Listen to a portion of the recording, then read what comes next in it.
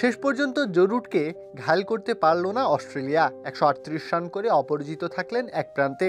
তাতেই একটা প্রশ্ন ডালপালা মেলেছে, রুট কি ছাড়িয়ে যেতে পারবেন সচিন টেন্ডুলকারকে? উত্তরটাও পারলে তিনিই পারবেন।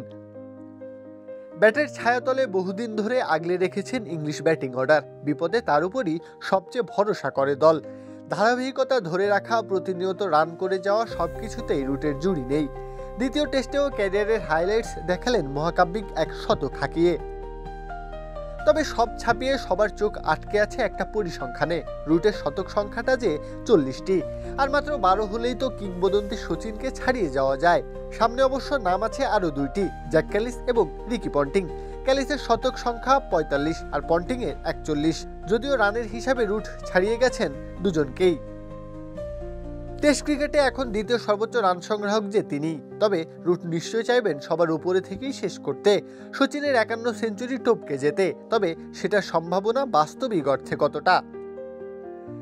রুটের বয়স এখন 34 বছর 340 দিন, অর্থাৎ 35 ছুঁই। ক্যারিয়ারের পড়ন্ত বিকেলে পা রেখেছেন ইতিমধ্যেই। তবে চোখে মুখে ক্লান্তির বিন্দুমাত্র রেশ এখনও নেই। এখনও ব্যাট হাতে যথেষ্ট ধারাবাহিক তিনি, ধার কমেনি একটুও। তবে সচিনের 51 শতক টপকাতে হলে যে এখনো অনেক পথ পাড়ি দিতে হবে রুটকে।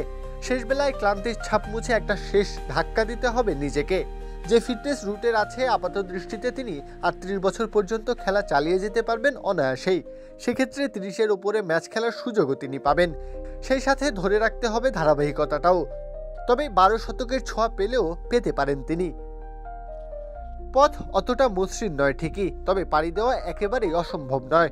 রুট যদি শেষ বেলায় আপ্রাণ চেষ্টা চালান, হয়তো টেস্ট ইতিহাসের সেরার আসনে বসবেন তিনি। সবটা দিয়েই নিজেও বোধ হয় এটাই চাইবেন রুট। প্রত্যহ কাব্য, খেলা 71।